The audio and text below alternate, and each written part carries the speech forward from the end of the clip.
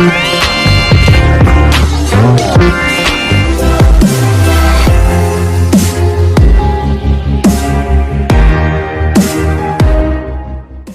Class.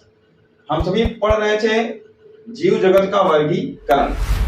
वर्गीकरण में हम अभी तक वर्गीकरण के प्रकारों को पढ़ चुके थे, किस किस प्रकार का वर्गीकरण था। याद रखिए, चैनल पर हमेशा प्लेलिस्ट के अनुसार ही पढ़ें और अच्छे से पढ़ें। हार नहीं मानना है। यदि हम हार नहीं मानेंगे तो कोई नहीं है जो हमको हरा सके। किसी भी कंपटीशन को बीट करने के लिए लगन और मेहनत से पढ़ना बहुत जरूरी होती है। हम सभी करते क्या है, 2-3 घंटे पढ़ लिए, 2-3 घंटे पढ़ने के बाद सोचते हैं कि अब तो हम क्लियर ही कर लेंगे। वास्तविकता ये नहीं है। यदि सभी 2-3 घंटों में ही क्लियर कर लेते तो बेचारे जो बच्चे 10-10, 12-12 घंटे पढ़ते हैं उनका क्या होगा, यह भी सोचिए। वह बच्चे भी पढ़ते ही हैं। तो आइए हम बढ़ते हैं अपने टॉपिक की तरफ और इस टॉपिक को समझने का प्रयत्न करते हैं। देखिए, टॉपिक है विभिन्न वर्गीकरण की प्रणालियां। वास्तविकता में जैसे जैसे चीजें आई, इनका वर्गीकरण करना प्रारंभ कर दिया गया और नए नए सिद्धांत आने लगे वर्गीकरण के, और प्रयास किया जाने लगा कि सभी चीजों को किसी न किसी प्रकार से वर्गीकृत कर दिया जाए ताकि उन्हें पढ़ने में कुछ न कुछ सुविधा प्राप्त हो। इसी श्रृंखला में सबसे पहला जो वर्गीकरण प्रतिपादित हुआ वो था द्वि जगत वर्गीकरण, यानी कि टू किंगडम क्लासिफिकेशन। वैसे तो माना जाता है कि दो जगत वर्गीकरण कैरोलस लिनियस साहब ने ही दिया है। ऐसे ही माना जाता है कि कैरोलस लिनियस ने जो द्वि जगत वर्गीकरण दिया है, लेकिन वास्तविकता यह है कि अरस्तु ने जो जीवों को पहले ही वो 2 समूह में बांट चुके थे। इन्होंने किंगडम में नहीं बांटा, इन्होंने समूह में बांटा, क्लासेस, 2 समूह में बांटा और उन्हीं समूहों का नाम रखा जंतु और वनस्पति। उन्हें दोनों समूहों का नाम रख दिया जंतु एवं वनस्पति। लेकिन जो लिनियस थे, इन्होंने अपनी पुस्तक, और लिनियस के द्वारा लिखी गई पुस्तक का क्या नाम था, इनके द्वारा लिखी गई पुस्तक का नाम था सिस्टेमा नेचुरी। इन्होंने सिस्टेमा नेचुरी में जंतु व पादपों को जगत नाम से प्रकाशित किया। इन्होंने कहा यह जंतु जगत है, यह पादप जगत है। और कौन जंतु जगत है, कौन पादप जगत है? इन्होंने कहा पादप जगत वह है जो प्रकाश संश्लेषी है। इन्होंने कहा पादप जगत वह है जो प्रकाश संश्लेषी है एवं कुछ और लक्षण लिए, जैसे गति करना या और सभी लक्षण। और मुख्यतः इन्होंने जंतु उन्हें माना जो अप्रकाश संश्लेषी थे, जिनमें प्रकाश संश्लेषण की क्षमता नहीं पाई जाती थी। इन्होंने इसे ही पादप जगत यानी कि प्लांट किंगडम या किंगडम प्लांटी, और अगले जगत को जंतु जगत यानी कि किंगडम एनिमलिया या जंतु जगत कहा। इन्होंने 2 जगत बना दिए, प्लांट किंगडम, एनिमल किंगडम, या इसी को अलग नाम से कहें तो किंगडम प्लांटी और किंगडम एनिमलिया। जानने योग्य बात यह है कि यह जो प्रणाली थी, इसमें जो कुछ जीव ऐसे थे जैसे कि क्लेमाइडोमोनास और यूग्लिना, इनमें लगभग पादप व जंतु दोनों के ही लक्षण मिलते थे, इसीलिए इन्होंने इसे पादप व जंतु दोनों में रख दिया। जैसा लक्षण दिखा वैसे इन्होंने सभी चीजों को वर्गीकृत कर दिया। इस प्रकार से इन्होंने क्लेमाइडोमोनास और यूग्लिना को दोनों में ही रख दिया। और कुछ जीव ऐसे थे जैसे कि कोरल, स्पंज और स्थिर समुद्री जीव, जिसमें जो गति विहीन थे, चलते ही नहीं थे, इन्होंने इसको पादप कैटेगरी में रख दिया। देखिए, वास्तव में कोरल, स्पंज ये सभी जंतु हैं, लेकिन कहां रख दिया गया? पादपों में रख दिया गया। आगे जाकर के और देखेंगे तो यानी कि सूक्ष्म जीव जैसे कि मुख्य रूप से बैक्टीरिया, जो सूक्ष्म जीव थे, उनको ना तो पादपों में रखा गया ना तो जंतुओं में। उन्हें इस वर्गीकरण में कहीं भी स्थान ही नहीं मिला। तो जो सबसे पहला वर्गीकरण था दिया था कैरोलस लिनियस ने, लेकिन कैरोलस लिनियस की जो वर्गीकरण थी उसमें बहुत सारी खामियां थी। जिनमें से कुछ खामियां यहाँ पर लिखी हुई हैं, जिसके कारण एक नया वर्गीकरण आया, त्रिजगत वर्गीकरण। आइए हम आगे देखते हैं तीन जगत वर्गीकरण के बारे में। देखिए वास्तव में जो तीन जगत वर्गीकरण था वो जे हॉक तथा अर्नेस्ट हेकल के द्वारा दिया गया। याद रखिएगा, तीन जगत वर्गीकरण यानी कि थ्री किंगडम क्लासिफिकेशन जे हॉक तथा अर्नेस्ट हेकल के द्वारा दिया गया।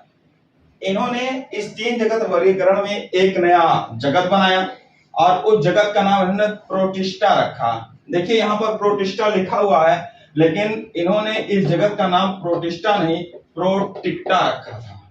याद रखिएगा, इन्होंने जो नया जगत बनाया उसका नाम इन्होंने प्रोटिक्टा रखा था और इसमें इन्होंने समस्त एक कोशिकीय जीवों को रखा। सभी के सभी एक कोशिकीय जीव, चाहे वो प्रोकैरियोटिक हो चाहे यूकैरियोटिक हो, इन्होंने उठाकर प्रोटिक्टा में रख दिया। इसके बाद वर्गीकरण की चार जगत प्रणाली आई। चार जगत प्रणालियों में चार जगत बने, मोनेरा, प्रोटिस्टा, प्लांटी और एनिमलिया। इन चारों जगत में जो मोनेरा था उसमें इन्होंने प्रोकैरियोटिक यानी कि पूर्व केंद्र की एक कोश के जीवों को रखा। एग्जाम्पल के तौर पे हम जीवाणु तथा साइनो बैक्टीरिया को ले लेते हैं। अब देखिए जो जीवाणु था वो वर्गीकृत हो गया। आगे देखिए जो दूसरा था प्रोटिस्टा। प्रोटिस्टा में इन्होंने यूकैरियोटिक यानी कि सुकेंद्र की एक कोश के जीवों को रखा, जैसे कि शैवाल, कवक, प्रोटोजोअन्स। यहाँ पर एक बात ध्यान देने वाली बात है, जगत कौन सा है? जगत है प्रोटिस्टा। जगत प्रोटिस्टा है, लेकिन उसमें कौन रखा गया है? कवक रखा गया है, किंतु कवक प्रोटिस्टा जगत का नहीं है। इस बात को याद रखेंगे। यहाँ देखिए प्लांटी, जो प्लांटी है इसमें इन्होंने सभी के सभी प्रकाश संश्लेषी को रखा जो कि बहुकोशिकीय थे, जैसे कि ब्रायोफाइट्स, जिम्नोस्पर्म और एंजियोस्पर्म। ठीक है ना। ब्रायोफाइट्स अनावृत बीजी और आवृत बीजी। एक और जगत बनाया, जगत एनिमलिया किंगडम एनिमलिया, जिसमें इन्होंने अप्रकाश संश्लेषी बहुकोशिकीय जंतुओं को रखा, या जो कहे जंतुओं को एक अलग संघ में रखा। इसमें इन्होंने अब की बार स्पंज को अलग कर दिया, कृमियों को अलग कर दिया, सरीसृपों को रखा तथा कुछ स्तनधारी यानी कि मैमल्स को रखा। इस प्रकार से तीन जगत प्रणाली और चार जगत प्रणाली समाप्त होती है। इसके बाद आर.एच. विटेकर साहब आए और 1969 में आर.एच. विटेकर ने एक नया जगत बनाया जिसको हम कवक जगत यानी कि जगत फंजाई कहते हैं। आइए देखते हैं पांच जगत वर्गीकरण आर.एच. विटेकर के वर्गीकरण। वास्तविकता में देखिए जो आर.एच. विटेकर थे, पांच जगत वर्गीकरण 1969 में इन्होंने दिया। इन्होंने प्रकृति में पाए जाने वाले समस्त जीवों को इस वर्गीकरण में पांच जगतों में विभाजित किया, यानी कि पांच किंगडम्स में विभाजित किया। पांच जगतों में विभाजित किया। उन जगतों के नाम थे मोनेरा, प्रोटिस्टा, कवक, पादप तथा जंतु। याद करिए जो कवक था इसे ही अलग किया गया है और अलग करके इसको एक अलग जगत यानी कि किंगडम बना दिया गया है, कवक जगत, और सभी के सभी मृतोपजीवी कवकों को यहीं पर रख दिया गया है। जो पांच जगत था ये सर्वमान्य हुआ, यानी कि सबसे सटीक जानकारी देता है, सबसे अच्छा माना जाता है ये। आगे देखिए ये जो पांच जगत वर्गीकरण है इसके कुछ आधार थे, कुछ बेसिस थे, जिन बेसिस के आधार पर ये पांच जगत वर्गीकरण दिया गया। देखिए जो पहला इसका आधार है वो है कोशिकीय संरचना यानी कि सेल स्ट्रक्चर।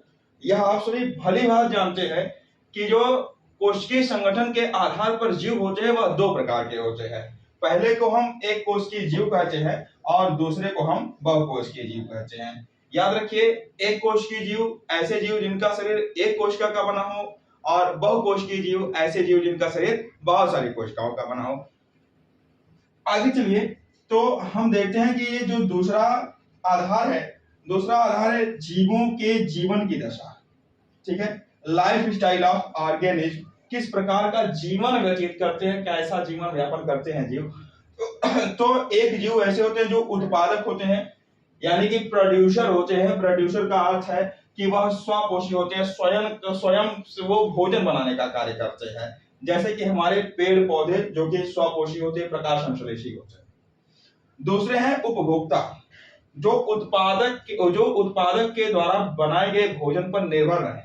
ठीक है ना। उपभोक्ता को इंग्लिश में कंज्यूमर कहा जाता है, यानी कि यहाँ पे उत्पादक भोजन को बनाएगा और जो कंज्यूमर है ये उत्पादक से भोजन को टेक करेगा, भोजन को लेगा। अब उत्पादक ने तो भोजन को बनाया, उत्पादक ने क्या किया, बनाया, उपभोक्ता ने इसी भोजन को ग्रहण किया, ठीक है, उपभोक्ता ने इस भोजन को ग्रहण किया। अब ग्रहण करने के बाद एक और प्रकार आता है जिसको कहते हैं अपघटक यानी कि डीकंपोजर। देखिए यह जो अपघटक है ये इसी बचे हुए अपशिष्ट पदार्थों को क्या करेगा, ये अपशिष्ट पदार्थों या फिर इसको कहें हम सड़े गले पदार्थों को, क्या कौन से पदार्थ, सड़े गले पदार्थ, ये इन्हीं सभी पदार्थों को क्या करेगा, छोटे छोटे टुकड़ों में विभक्त कर देगा यानी कि ऑर्गेनिक मैटर बना देगा, ठीक है। तो अपघटक क्या करता है, सड़े गले जीवों पर उगता है। इसी प्रकार से कुछ अगली जो विशेषता है, अगला जो आधार है उसे हम जाति वृत्तीय संबंध कहते हैं, यानी कि फाइलोजेनेटिक रिलेशनशिप। देखिए जाति वृत्तीय संबंध किसी भी जीव का विकासीय आधार, जैसे हम जानते हैं कि जो मनुष्यों का विकास हुआ है वो कब, यानी कि वानरों से हुआ है, तो यही उनका विकासीय आधार है और इसी विकासीय आधार को हम क्या कहते हैं, जाति वृत्तीय संबंध कहते हैं। अगला जो प्रकार है या अगला जो आधार है वो पोषण का प्रकार, टाइप ऑफ न्यूट्रिशन, यानी कि पोषण के आधार पर भी जीव बिल्कुल ही दशाओं के आधार पर ही है, जैसे कि स्वपोषी अपना भोजन स्वयं बनाने वाले, परपोषी जो स्वपोषी के द्वारा बनाए गए भोजन पर निर्भर करें यानी कि उपभोक्ता। अगले हैं मृतोपजीवी यानी कि अपघटक डीकंपोजर। हम 5 जगत वर्गीकरण की एक तालिका देखेंगे जो कि एनसीईआरटी की किताब में दी हुई है। देखिए कुछ लक्षणों के आधार पर हम 5 जगत वर्गीकरण को वर्गीकृत किए थे, जैसे कि कोशिका प्रकार में जो मोनेरा है वो प्रोकैरियोटिक हैं, जो प्रोटिस्टा हैं वो यूकैरियोटिक हैं, जो फंजाई हैं वो भी यूकैरियोटिक हैं और प्लांटी और एनिमलिया भी यूकैरियोटिक हैं। दूसरा जो लक्षण है वो है कोशिका भित्ति। देखिए मोनेरा की सेलुलोज रहित होती है और बहुत सर्कराइड होती है जिसमें एमिनो अम्ल मिला होता है, किंतु जो प्रोटिस्टा हैं उनमें जो कोशिका भित्ति है वो कुछ में उपस्थित होती है एवं कईयों में अनुपस्थित होती है। फंजाई में आप जानते हैं जो कोशिका भित्ति होती है वो सेलुलोज रहित होती है और काइटिन की बनी होती है। यह प्रश्न कई बार पूछा गया है कि फंजाई की कोशिका भित्ति किस चीज़ की बनी होती है, इसलिए इस बात को अवश्य याद रखिए कि फंजाई की कोशिका भित्ति काइटिन की बनी होती है। अगर देखिए जो प्लांटी है इनकी कोशिका भित्ति सेलुलोज की बनी होती है, यानी कि पादपों की कोशिका भित्ति सेलुलोज की बनी होती है और एनिमल्स में कोशिका भित्ति पाई ही नहीं जाती है। केंद्रक झिल्ली मोनेरा में अनुपस्थित होती है और बाकी सभी में उपस्थित होती हैं। इसी तरीके से काय की संरचना यानी कि कोशिका किस प्रकार की है, यानी कि कितनी कोशिकाएं हैं। आप जानते हैं कि जो मोनेरा है वो एक कोश की है और प्रोटिस्टा भी एक कोश की है, और जो मोनेरा है वो एक कोशिकी में प्रोकैरियोटिक है और प्रोटिस्टा एक कोशिकी में यूकैरियोटिक है। फंजाई बहुकोशिकीय है और आदृढ़ कोशिकाएं हैं, यानी कि ना टूटने वाली, और प्लांटी जो है वो ऊतक अंग है, यानी कि ऊतक तंत्रों का समूह है, और जो एनिमलिया है वो अंग तंत्र है, यानी कि ऊतक और अंगों का समूह हो सकता है। इसी तरीके से पोषण की विधियां देखिए, मोनेरा है स्वपोषी, रसायन संश्लेषी या परपोषी, लेकिन जो प्रोटिस्टा है वो सिर्फ और सिर्फ स्वपोषी होता है, यानी कि प्रकाश संश्लेषी होता है। फंजाई परपोषी होता है, मृतोपजीवी या परजीवी हो सकता है। मृतोपजीवी ऐसे जीव जो अपना पोषण सड़े गले पदार्थों से प्राप्त करें उन्हें मृतोपजीवी कहेंगे, और परपोषी जो जीवित जीव पदार्थों से अपना पोषण प्राप्त करें उन्हें परपोषी कहेंगे। इसी प्रकार से फंजाई परपोषी हो सकता है और मृतोपजीवी भी हो सकता है। प्लांटी सिर्फ और सिर्फ स्वपोषी हो सकते हैं और एनिमलिया हमेशा ही परपोषी हो सकते हैं और ख़ास तौर से प्राणी संभोजी या फिर मृतोपजीवी हो सकते हैं। प्राणी संभोजी पोषण उसे कहते हैं जिसमें भोजन का अंतर्ग्रहण होता हो, पाचन होता हो, स्वांगीकरण होता हो, वैक्षेपण होता हो, इस प्रकार की घटनाएं होती हों। प्रजनन की विधियां देखते हैं, जो मोनेरा है उसमें प्रजनन संयुग्मन के द्वारा होता है, प्रोटिस्टा में प्रजनन युग्मक संलयन या फिर संयुग्मन के द्वारा होता है, फंजाई में सत्य निषेचन पाया जाता है और प्लांटी में भी सत्य निषेचन पाया जाता है, एनिमलिया में भी सत्य निषेचन पाया जाता है। इस प्रकार से हमारा यह टॉपिक समाप्त होता है। धन्यवाद।